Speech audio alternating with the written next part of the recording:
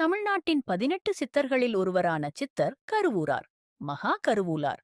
பிறப்பு மற்றும் இளமை காலம். கருவூரார் 11ஆம் நூற்றாண்டில் கொங்கு நாட்டின் கரூரில் பிறந்தார். இவர் விஸ்வகர்மா சமூகத்தைச் சேர்ந்த சிற்பக்கலை குடும்பத்தில் பிறந்தவர். இவரது பெற்றோர் உலோகங்கள் மற்றும் நவதாதுக்களைக் கொண்டு சிலைகளை வடிக்கும் தொழிலைச் செய்து வந்தனர். இளமையிலேயே வேதம் மற்றும் ஆகமங்களை கற்றுத் தேர்ந்த கருவூரார் சிற்பக்கலையிலும் மற்றும் உலோகங்களை மாற்றும் இரசவாதக் கலையிலும் சிறந்து விளங்கினார். மகா கருசித்தர் இளமையிலேயே உலகியல் ஆசைகளில் இருந்து விலகி சிவபக்தி மற்றும் ஆத்மஞானத்தை வாழ்க்கையின் குறிக்கோளாகக் கொண்டார். உடம்பே கோயில், உயிரே சிவன் என்ற சித்தர் வழியைப் பின்பற்றி உடலையும் மனதையும் தியானம், யோகம், பிராணாயாமம் மூலம் தூய்மைப்படுத்தினார்.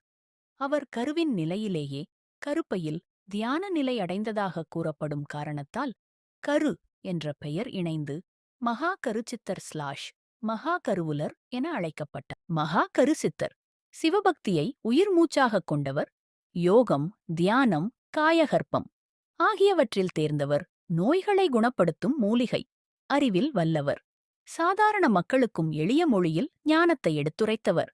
அவர் பல இடங்களில் தவம் செய்ததாகவும், குறிப்பாக மலைப்பகுதிகள், காடுகள், தனிமையான சிவாலயங்கள் ஆகியவற்றைத் தேர்ந்தெடுத்ததாகவும் கூறப்படுகிறது. மக்களுக்கு ஆடம்பரமான சடங்குகள் தேவையில்லை. தூய மனம், நேர்மை, கருணை, ஒழுக்கம் ஆகியவையே முக்திக்கு வழி என அவர் போதித்தார். மகா கருசித்தர் இயற்றியதாகக் கூறப்படும் பாடல்கள், மந்திரங்கள், உபதேசங்கள் சில சித்தர் நூல்களில் சிதறிக் கிடக்கின்றன. அவற்றின் மையக் கருத்து அகந்தையை அழித்தல், ஆசைகளை அடக்குதல், சிவநாம தியானம், ஆத்மஞானம் அடைதல். இன்றும் மகா கருசித்தரை ஒரு ஞான சித்தராகவும் மறைஞானத்தின் சின்னமாகவும் பக்தர்கள் வழிபடுகின்றனர். அவரது வாழ்க்கை மனிதன் உள்ளே நோக்கி பயணம் செய்தால் இறைவனை அடையலாம் என்பதை நினைவூட்டும் ஒரு ஆன்மீக வழிகாட்டியாகும். இவர் சித்தர்களில் முதன்மையானவரான அகத்தியரிடம் ஆசி பெற்றவர் மற்றும் போகர் சித்தரை தனது குருவாகக் கொண்டவர். முதலாம் ராஜராஜ சோழன் தஞ்சை பெரிய கோவிலைக் கட்டும்போது கருவறையில் லிங்கத்தை நிலைநிறுத்தப் பயன்படுத்திய அஷ்டபந்தன மருந்து இறுகாமல் மன்னர் கவலையில் இருந்தார். அப்போது போகர் சித்தரின் அறிவுரைப்படி கருவூரார் அங்கு வந்து தனது தவ வலிமையால் அந்த மருந்தை இறுகச் செய்து லிங்கத்தை நிலைநிறுத்தினார். இன்றும் தஞ்சை பெரிய கோவில் பிரகாரத்தில் இவருக்கு தனிச்சந்நிதி உள்ளது.